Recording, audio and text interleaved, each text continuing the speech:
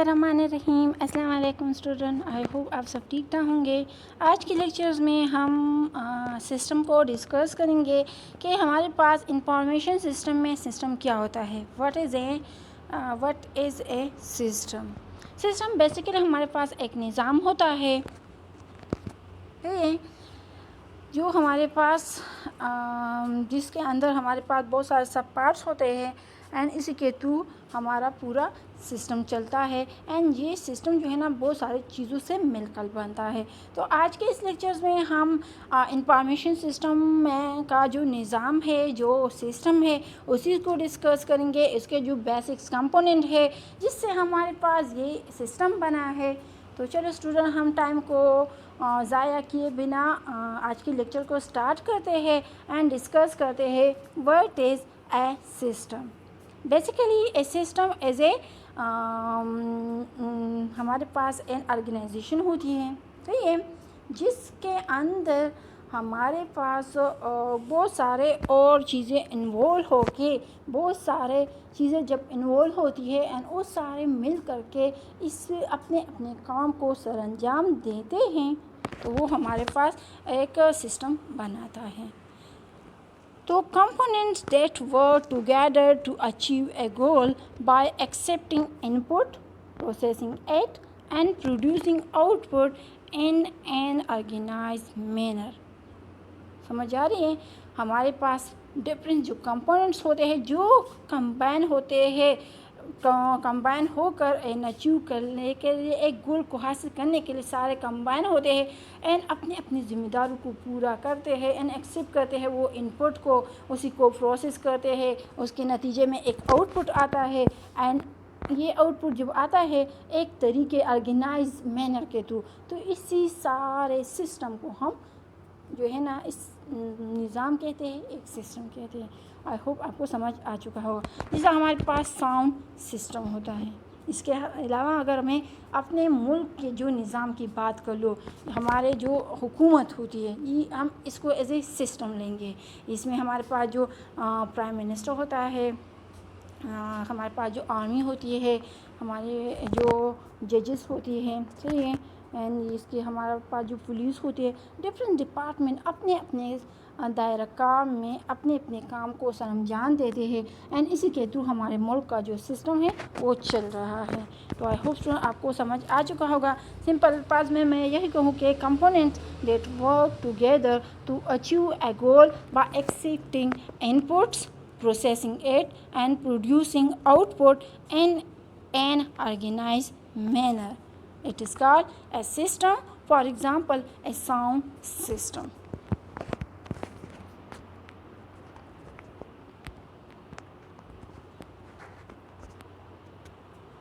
Okay, system की समझ आ गई है। अभी हम इस सिस्टम के डिफरेंट कंपोनेंट को डिस्कस करेंगे कि कौन से ऐसे पार्ट्स है, कौन से ऐसे कंपोनेंट्स है जो सारे मिल करके हमारे पास एक सिस्टम को बनाता है। तो उसी सिस्टम कंपोनेंट को अभी डिस्कस करेंगे। Component of a system, first one हमारे पास इनपुट। जैसा हाँ कंप्यूटर का मैं एग्जांपल दे दूँ तो कंप्यूटर का हमारे पास जो इनपुट यूनिट होता है, तो ये आउटपुट यूनिट होता है, प्रोसेसिंग यूनिट होती है, सीपीयू होती है, सही, स्टोरेज यूनिट होती हैं। ये सारे अपने अपने काम को सरअंजाम देते हैं एंड इससे हमारे पास एक कंप्यूटर का पूरा कंप्यूटिंग वाला सिस्टम काम होता है। तो जो कंपोनेंट ऑफ ए सिस्टम है, फर्स्ट वन इनपुट है। क्या कहता है ये इनपुट? क्या कहता है?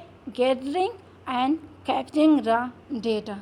यहाँ पर हमारे पास कैप्चरिंग भी करता है एंड गैदरिंग भी करता है रा डेटा का। समझ आ रही है? इसके बाद है वो जो रा डेटा हमने इनपुट कर लिया, रा हो या मीनिंगफुल, जिस तरह भी डेटा आप इनपुट करेंगे वो सीधा प्रोसेसिंग में आएंगे, सीपीयू में आएंगे एंड प्रोसेसिंग में क्या करेगा प्रोसेसिंग में उसी जो हमने इनपुट डेटा किया है वो कन्वर्ट करेगा या ट्रांसफ़र करेगा इसी डेटा को यूज़फुल आउटपुट में। समझ आ रही है? मीन इसी स्टेज पर वो सारा जांच पड़ताल होगा कि कौन सा डेटा मीनिंगफुल है एंड कौन सा मीनिंगफुल नहीं है।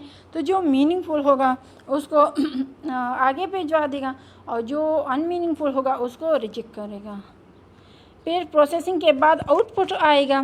आउटपुट में किस तरह आ जाएगा कि आउटपुट प्रोड्यूस करेगा useful information usually in the form of document. And फिर यहाँ से हमारे पास अगर आउटपुट में है हम दोबारा उसको सिस्टम को देते हैं तो वो दोबारा फीडबैक उसका आउटपुट से दोबारा फीडबैक इनपुट को जाएगा। समझ आ रही है? एंड वहाँ भी जाएगा एंड इसके साथ प्रोसेसिंग में भी इसका वो हो जाएगा, एक्टिविटी डिफरेंस होगी।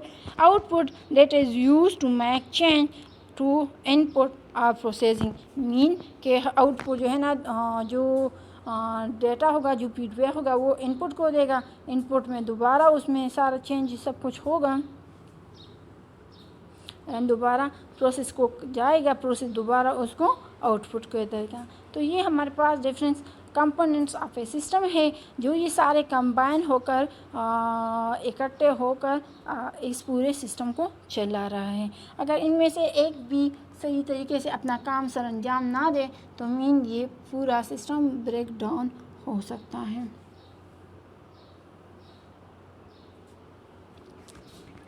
ओके, अभी आपको मैं एक एग्ज़ाम्पल से क्लियर कर दूँ सिस्टम। ऐसे तो एग्ज़ाम्पल बहुत सारे हैं लेकिन अभी एक सिंपल सा एग्ज़ाम्पल मैं दे दूँ कंपोनेंट्स ऑफ ए सिस्टम का।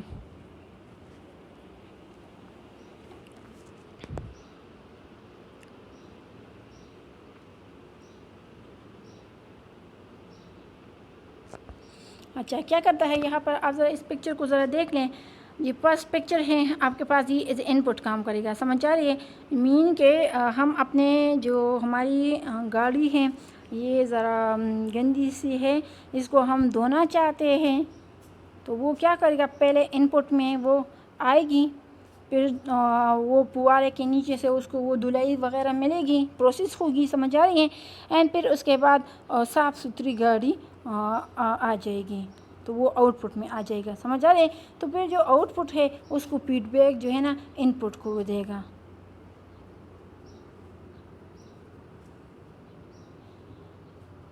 तो ये हमारे पास कंपोनेंट्स ऑफ ए सिस्टम है। मीन इसी एक सिस्टम है, इसी एक सिस्टम में डिफरेंस हमारे पास कंपोनेंट है कि इनपुट पार्ट में हमारे पास क्या होता है, प्रोसेसिंग में क्या होता है एंड आउटपुट पार्ट में क्या चीज़ प्रोसेस हो रही है। तो आई होप सो आपको यहाँ तक समझ आ चुका होगा। फिर भी समझ नहीं आ रहा तो आप फिर मुझे बता सकते हैं। अभी आगे जाएंगे। अभी हम एक मोस्ट इम्पॉर्टेंट टॉपिक को डिस्कस करने जा रहे हैं जो कि इंफॉर्मेशन सिस्टम में बहुत ही इम्पॉर्टेंट है और उसका नाम है open with close system. Open system क्या होता है एंड क्लोज सिस्टम क्या होता है एंड इसका इंफॉर्मेशन सिस्टम में बहुत ज़्यादा रोल है। तो फर्स्ट ऑफ ऑल आपको मैं ज़रा क्लियर कर दूँ open system and close system. तो आप नीचे डिफिनीशन में भी देख सकते हैं। क्लोज आप लोगों को पता है हमारे पास जो शट डाउन होता है, जो बंद होता है, बिल्कुल जो हर तरफ से बंद होता है। समझ आ रही है? अच्छा, तो ये क्लोज सिस्टम हमारे पास स्टैंड अलोन मीन अकेला होता है, इंडिविजुअल होता है, किसी पर डिपेंड नहीं होता, अपना वो होता है। No connection to other system, और इसका बाकी जो सिस्टम्स है इसके साथ कोई भी कनेक्शन नहीं हो सकता। समझ आ रही है? क्लोज सिस्टम हमारे पास बिल्कुल ही बस एक ही सिस्टम होता है और वो दूसरों पर ना डिपेंड करता है, ना दूसरों से वो कुछ कनेक्शन रखता है। इसके अलावा हमारे पास ओपन सिस्टम है। ओपन सिस्टम हमारे पास मीन वो सिस्टम है जो ओपनली है, हर किसी के साथ वो रिलेशनशिप कनेक्शन कर सकता है। तो open system interface and interact with the other system. समझ आ रही है? ओपन सिस्टम क्या करता है, इंटरफेस एंड इसका जो इंटरेक्शन है बाकी जितने भी सिस्टम है उसके साथ आज़ादी के साथ कर सकता है। Gets information from and provide, वो बाकी जितने भी सिस्टम है, जितने भी पार्ट्स है, उससे वो अपने लिए इंफॉर्मेशन ले भी सकता है एंड उसको वो दे भी सकता है। मीन इंटरेक्शन उसके साथ है, कनेक्शन उसके साथ है, इंटरफेस भी है, तो मीन वो सारे काम एक दूसरे के साथ वो कर सकते हैं।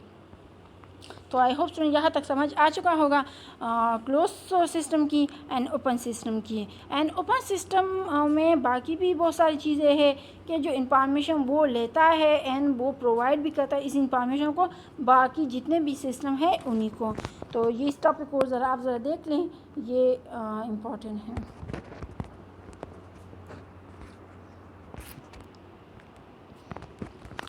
अच्छा, सिस्टम की बात तो हमने अभी कर ली, अब थोड़ी सी ज़रा हम सिस्टम परफॉर्मेंस की बात करेंगे कि हमारे पास सिस्टम परफॉर्मेंस क्या होता है।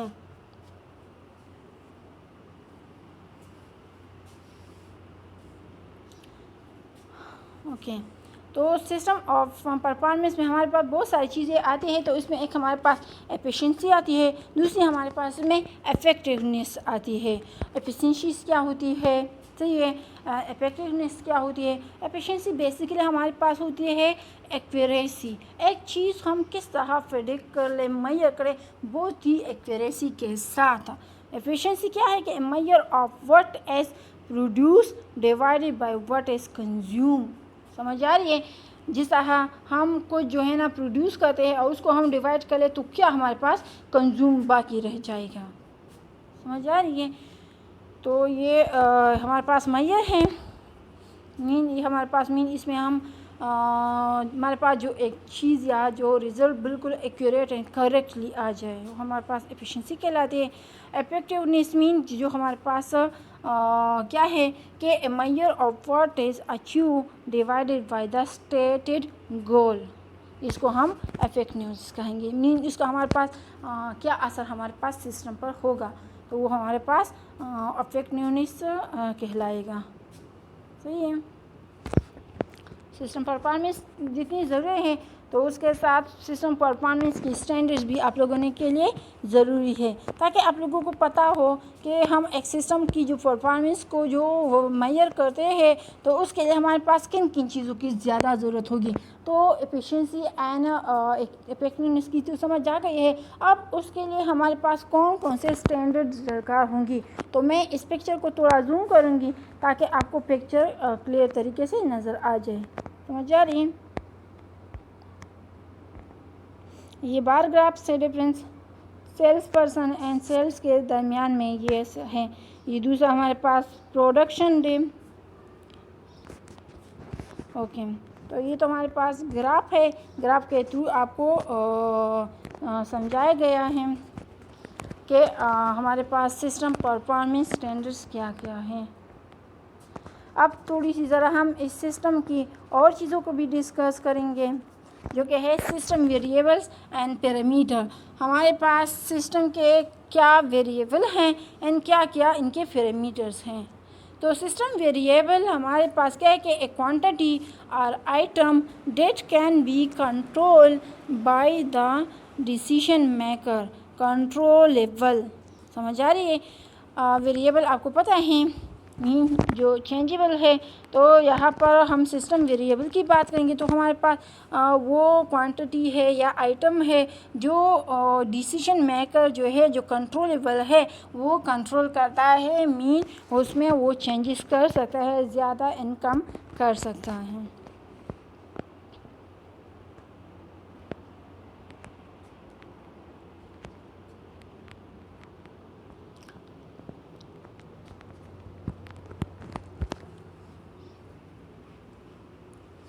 ओके, अभी हम आगे जाएंगे। आगे हम सिस्टम पार्ट पैरामीटर की बात करेंगे कि हमारे पास एक सिस्टम के लिए क्या पैरामीटर्स है, कितने कौन कौन से इम्पोर्टेंट हैं। तो सिस्टम पैरामीटर हमारे पास ए वैल्यू और क्वांटिटी होती है date can not be control by the decision maker. समझ आ रही है, हमने ऊपर बात कर ली सिस्टम वेरिएबल की जो कि हमारे पास जो डिसीजन मेकर है वो कंट्रोल करता है, वही कंट्रोलेबल है। लेकिन अभी हम सिस्टम पैरामीटर की बात करेंगे तो यहाँ पर डिसीजन मेकर जो है ना इसको कंट्रोल नहीं करेगी इसी क्वांटिटी को, समझ आ रही है। तो system variable and system parameter दोनों में एक डिफरेंस मैं बता दूं कि सिस्टम वेरिएबल हमारे पास कंट्रोलेबल है by decision maker, mean decision maker उसको कंट्रोल कर सकता है, लाइक सेलिंग प्राइस जिस तरह होती है। सेलिंग प्राइस मीन कभी चीज़ें जो है ना बढ़ती है, उसकी जो प्राइस है वो बढ़ते हैं, कभी कम होते हैं, तो उसको हम कंट्रोल कर सकते हैं ना। जैसे आजकल चीनी जो है बहुत ज़्यादा महंगी हो गई है, तो वो कभी महंगी होती है, कभी वो सस्ती होती हैं, तो ये असल में कंट्रोलिंग होती है डिसीजन मेकिंग के थ्रू। अब जो सिस्टम पैरामीटर होते हैं तो ये हमारे पास वही क्वांटिटी होती है जो कि डिसीजन मेकर जो है ना उसको कंट्रोल नहीं कर सकते। जिस तरह आप इसका एग्जांपल सिंपल दें कि रॉ मटेरियल कॉस्ट जो है, कि जो रॉ मटेरियल है उसकी जो कीमत है तो उसको कोई भी जो है ना कंट्रोल नहीं कर सकता।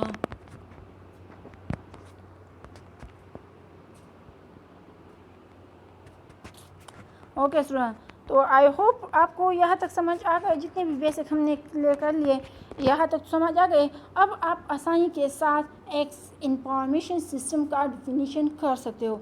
जब आपको सारी बेसिक की अंडरस्टैंडिंग आ गई है तो अभी आपके से कोई पूछे कि what is an information system, so हमारे एन इंफॉर्मेशन सिस्टम क्या है? Information an organize meaningful and useful interpretation of data. System क्या होती है? बेसिकली हमारे पास दो चीज़ों का कॉम्बिनेशन है। इंफॉर्मेशन की समझ आ गई है कि हमारे पास an organize meaningful and useful interpretation of data है। सिस्टम क्या है? Components that work together to achieve a goal by accepting input, processing it, and producing output in an organized manner. Information system अलग-अलग मैंने explain करी। अभी दोनों को combine करके एक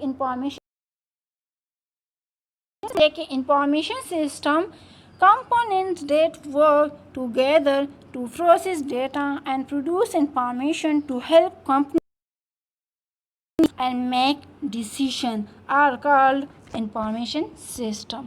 तो आई होप स्टूडेंट आपको यहाँ पर समझ आ चुका होगा कि हमारे पास इंफॉर्मेशन सिस्टम क्या होता है, क्लोज सिस्टम क्या होते हैं, ओपन सिस्टम क्या होता है, पैरामीटर्स क्या होते हैं, वेरिएबल्स क्या होते हैं। तो ये थोड़ा सा मैं दोबारा ज़रा रिपीट कर जाऊँ। आज के लेक्चर में हमने इंफॉर्मेशन सिस्टम क्या होता है, सिस्टम वेरिएबल, सिस्टम पैरामीटर क्या होती है, हमारे पास जो डिफरेंट स्टैंडर्ड है सिस्टम परफॉर्मेंस की क्या है, सिस्टम परफॉर्मेंस हमने डिस्कस कर लिया। तो इसमें बेसिक जो दो हाईलाइटेड पॉइंट्स हैं वो हमारे पास एफिशिएंसी एंड इफेक्टिवनेस है, मोस्ट इम्पॉर्टेंट है। इसके अलावा हमने डिफरेंस जो सिस्टम्स है open system and close system को डिस्कस कर लिया कि open system and close system हमारे पास क्या होता है। फिर हमने जो सिस्टम के जो कंपोनेंट्स है उसी को एक एग्जांपल से डिस्कस कर लिया एंड हमने जो डिफरेंस कंपोनेंट्स है उसी को डिस्कस कर लिया कि हमारे पास डिफरेंस क्या क्या कंपोनेंट्स है। तो आई होप स्टूडेंट आपको आज की लेक्चर समझ आ गई होगी, अंडरस्टैंड किया होगा। अगर फिर भी आपको कोई इशू आ रहा है, समझ नहीं आ रहा, तो आप फिर मुझे कमेंट कर सकते हैं, मैं आपके कमेंट्स का इंतज़ार करूँगी। तो इंशाल्लाह नेक्स्ट टाइम फिर मिलेंगे, तब तक के लिए अल्लाह हाफ़िज़।